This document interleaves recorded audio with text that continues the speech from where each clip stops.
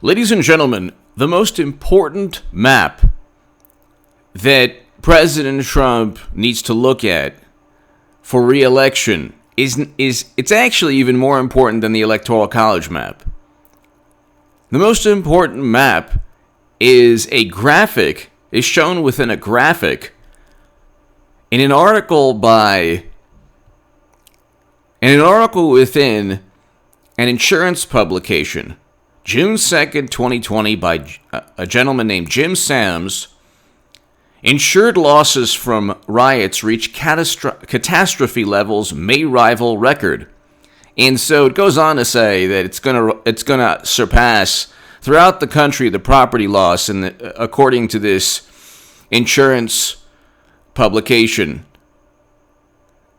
the property loss nationwide is going to far surpass $1.42 billion. Okay, but this is really, really interesting.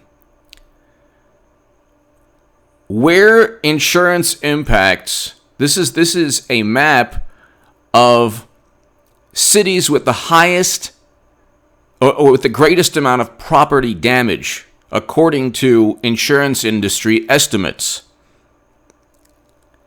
Let me expand this. Okay, so Seattle, Portland,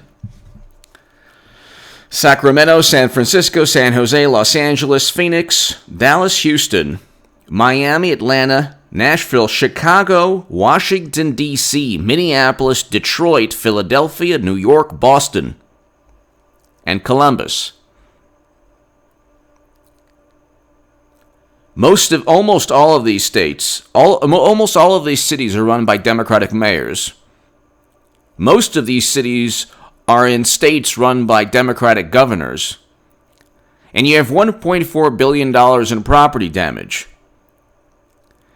President Trump won Wisconsin, and he won most of the counties in most of the state of Minnesota. Then you have Amy Klobuchar, who... It's unbelievable how Democrats, and Twitter is going to be one of the reasons, in addition to the very peaceful protests that have led to $1.4 billion in property damage over that. But you have Amy Klobuchar writes, get off our lawn, meaning that she doesn't want federal assistance or federal intervention, or President Trump, flying to Minnesota. She doesn't want anything to do with the federal government or President Trump or National Guard. But she writes, get off our lawn. It's retweeted 300,000 times. Or, yeah, she doesn't want anyone, she doesn't want any federal assistance in Wisconsin. Amy Klobuchar, if you just look up, this is the typical Klobuchar criticized on record. This is USA Today. Amy Klobuchar under scrutiny for 2006 case involving officer charged in George Floyd. Okay, so in 2006, she failed to prosecute the officer who murdered George Floyd. Now, you can look at what's taken place, and you can see, these are atrocities. What took place with George Floyd and Eric Garner 6 years earlier, but they were both in Democratic-run states and cities. De Blasio in New York in 2014. My point, though, is that media never, ever looks into... This is just one article, and that's it. They don't harp on...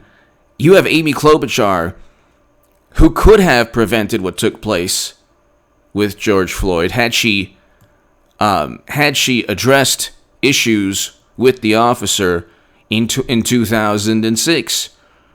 Yet another example of Democrats dropping the ball. But President Trump's going to win Wisconsin, and he's going to win Minnesota. You look online, and you have this... They're so delusional, it's unbelievable. You have this viewpoint on, like, all the wonderful liberal journalists, for everyone from liberal journalists to even the far left. And this viewpoint is that, well, this Trump is trying to foment the chaos, the mayhem, and the violence because it's his re-election strategy. And this is part of how he divides, and it's his fault. And then you have, like, media obsessing now over Trump supporters and paintballs. When you can look at endless videos of the far left. There's a brilliant journalist, Andy No. There are other, Tim Pool is a brilliant journalist. Ian Miles Chong is a brilliant journalist. There are endless videos that they've shared, and like just endless examples of brutality committed by the left that it wasn't just paintballs. It was like serious use of firearms. But then, of course, you just type in. It's really sad. You could type in on Google, police building set ablaze or set on fire, and you'll get Minneapolis and Seattle. And so, who is setting fire to buildings? It is not people wearing Make America Great Again hats, and it's not people voting for President Trump. If you want to say anarchists, if you want to say, people who are not directly aligned with the Democratic Party, but they're anarchists, well, they're the far left. If you ask them who they're voting for, they wouldn't like Biden either, that's true. But if they had to choose, or they might actually be voting for Biden. Very likely they're voting for Biden. It ain't going to be Biden, it's going to be Clinton. I'm just kind of explaining the like what's going on here. So, Hillary Clinton's going to eventually replace Joe Biden. I will have made the biggest political call of all time. Whatever. It's still going to be a great political call when President Trump goes 8 years. But in large part, he's going to go 8 years because Democrats and media are so utterly delusional. These people are the biggest imbeciles who have ever weighed in on politics or given their opinion on American politics. They are so clueless, it's unbelievable. And the disconnect between people of all backgrounds. They did a poll. Most minority voters want police funded. Most black and Latino citizens want police funded. Because if you remove police from any community, whether it's Beverly Hills or the Hamptons or the toughest neighborhoods in the country or on the planet, you remove police, it's Mad Max. It's whoever has embraced the Second Amendment, which is really hilarious too, because I don't have Twitter. If you see anyone impersonating me on Twitter, they're breaking the law. Please report them to take screenshots and please report them to Twitter. But you see these people, they're like, oh yeah, war between the states, and remember the history, U.S. history, and if they want to fight, because we have firearms also. It's like, yeah. So you want gun control, but you think you're gonna reenact the Civil War. These people, the left is. I'm talking about like the I'm with her crowd people. They're completely and utterly delusional, and the meltdown is going to be so epic and biblical. It's going to make 2016 look like the happiest. It's going to make 2016 look like Bill Clinton's re-election. Because they're going to lose again. It's because, and one of the reasons, there's like 30 or 40 reasons President Trump will be reelected. In addition to the main reason is he's a great president. Signing a deal to reverse the Lincoln Project and Biden and President Obama and Clinton foreign policy. Signing a deal in late February, early March to end our involvement in Afghanistan, something President Obama should have done, but didn't, and campaigned on doing so. And now we have President Trump. This is actually... Well, we have a whole... Trump confirms scaling down U.S. military presence in Iraq. This is one of the main reasons I'm voting for President Trump. He's not only ended our involvement in Afghanistan, but New York Post, Trump confirms scaling down of U.S. military in Iraq. Further troop reductions by November. This is exactly why I supported Bernie Sanders in 2016 and wrote in the Huffington Post, the Hill Salon articles that went viral. Because I said, I don't want... This was before Lincoln Project, and I knew the neoconservatives in Bush's administration would vote Clinton. And I wanted a president to reverse U.S. foreign policy. Infinitely more important of a topic than climate change. Because climate change, no matter what the United States does, is an incremental process. Immediately you can reverse failed foreign policy that has directly led to hundreds of thousands of traumatic brain injuries, night terrors, over 1 million of the 2.5 million American men and women, and God bless each of them and their families who have served in military, in wars that Bush and President Obama sent them to, have been injured. And then you have thousands and thousands who've lost their lives. And then you have the untold number of people who've had their lives negatively impacted and lost in other countries because of President Obama's and Bush's failed foreign policy, starting with Bush, Cheney, and Rumsfeld, and then Libya and other countries where we funded rebels under President Obama. But again, you're going to have President Trump win re-election, and it's almost as if people throwing bricks into buildings and setting police buildings on fire and all of these. It's almost as if they want President Trump to win. And then you have like media saying, well, it's not really the Democratic Party. It's not really the left, and they obsess over any type of unruly activity or violence from a Trump supporter, whether it's paintballs or whether it's like some groups that are like small, like so small in number. It's like you have 10,000 arrests nationwide, according to the Associated Press, and $1.4 billion in property damage nationwide in cities that are run by Democrats. And media has continually stated, well, the protests are peaceful. If protests devolve into violence, imagine how they would... Let's say there were 10,000 arrests linked to NRA marches. Let's say there was $1.4 billion in property damage linked to NRA events or protests. What would they say? And now they're saying, well, it's Trump's re-election strategy. This is actually... Trump is fomenting this in some way because now he's going to visit Wisconsin. With Biden still going to be in his basement this week. He's not going to visit Wisconsin. I wonder why. At the end, the switcheroo is going to take place eventually. They have to. Hillary Clinton, I'm telling you, I kind of want to be wrong because she can actually win. Tom Perez and the DNC, they'll make that switch, and I will have made the biggest call of all time. But anyway, it's still going to be...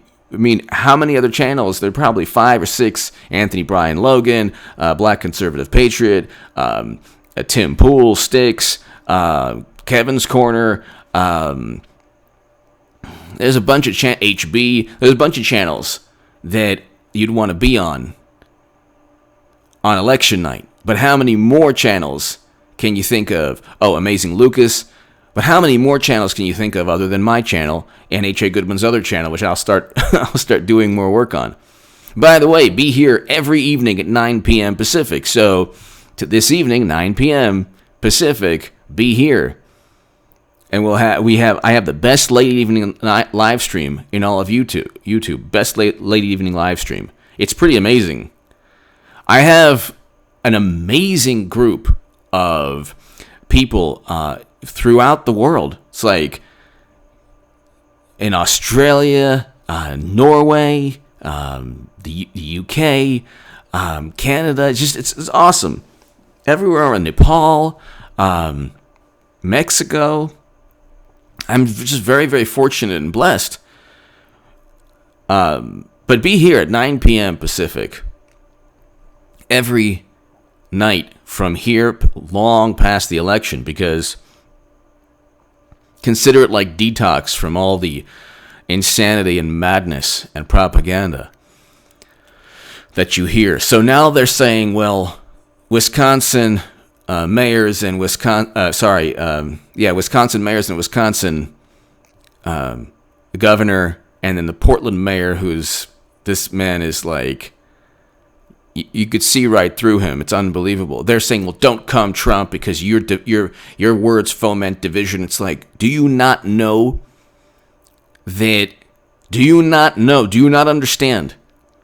that your cities have been completely decimated? And everyone, and the truly racist notion, it is a racist notion to believe that only one group of people care about a city being burnt. No, everyone of every background cares. And the media will have you believe that, well, it's only Trump supporters who care. Like, well, that's the most racist thing possible. Who would not care about that? And then the media says, well, it's mostly peaceful. And, the anarchists that are doing this really don't associate with the left. No, they're the far left. In fact, they've been praised by the left. In fact, there's one book that I recommend everyone read. It's such a fantastic book. Where is this fantastic, amazing book? Oh my God, it's the best book you've ever seen in your life. It's In Defense of Looting. I am not joking. It's August 27, 2020.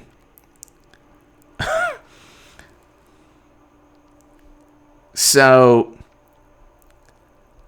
by Vicky Osterweil. Yeah, you can go on Amazon right now. I think it's on Amazon. I think you pre-order your copy. In Defense of Looting, A Righteous History of Uncivil Action. I mean, they're not hiding it. Do you understand? Democrats are not hiding it. The people who are like, oh my God, Trump's going to win. How do we spin this into some kind of nefarious Trump strategy? No, the left has nothing. They don't have a Medicare for all bill that they're championing. The people who yell Medicare for all were also people who said vote for Hillary Clinton in 2016. Now they're pretending not to like Biden. You watch. I'm not calling them out by name because, you know what? It's like, I would only respond if any one of them went after me. I'm talking about the $20 million venture capital people who said vote for Clinton. Because I have the goods on each and every one of them. These are the same people who said vote for Clinton.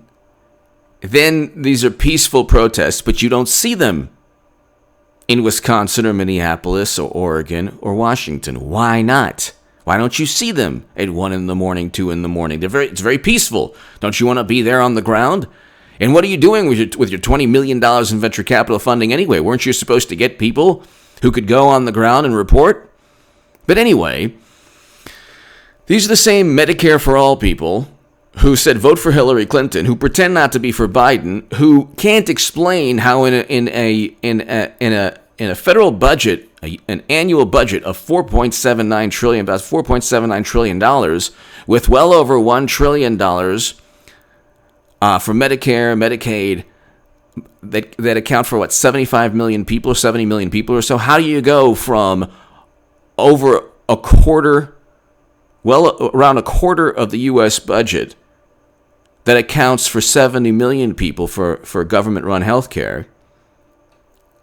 How do you go from 75 million people and a quarter of the U.S. budget to 320 million Americans and do away all with private insurance? Because some people want, millions of people love their private insurance or want their private insurance or don't want government insurance. But how do you do away with all of that?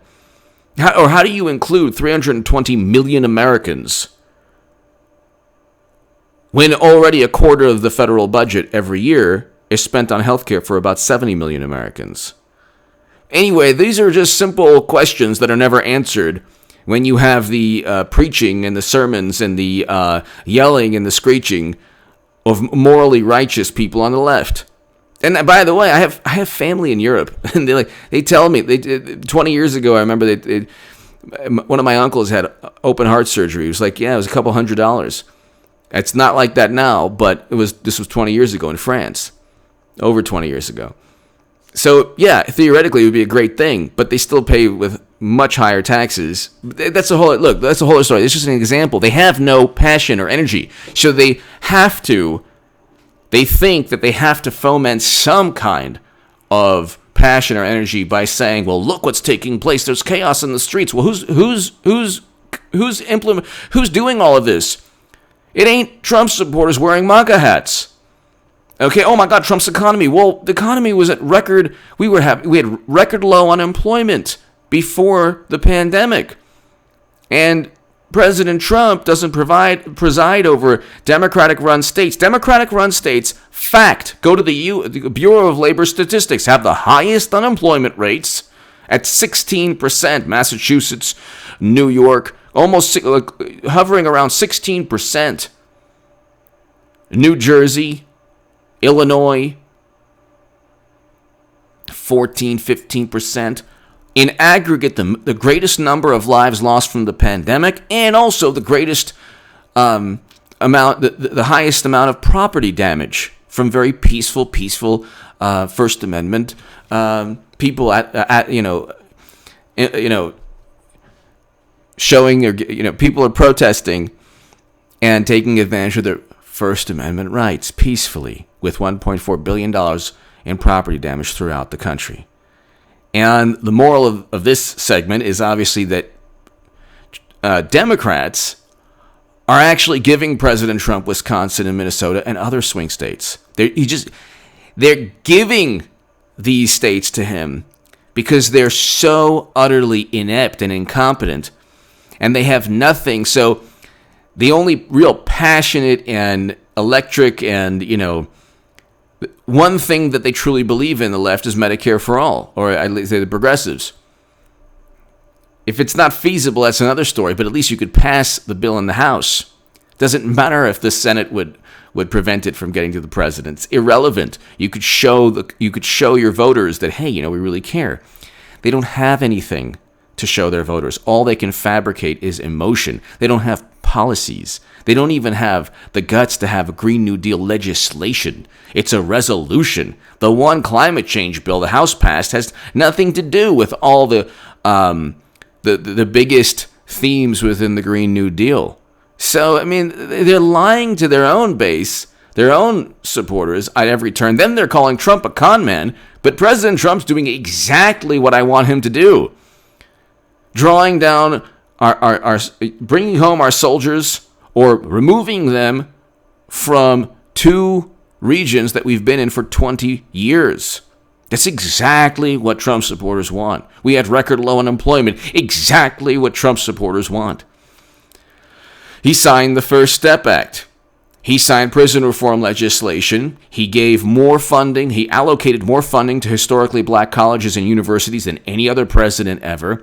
That's a great thing. It's exactly what Trump supporters want. How is he this racist? Because of his words? Biden has said worse. This election cycle, he said much worse. Trump never said both sides. That's fabricated. That is the biggest...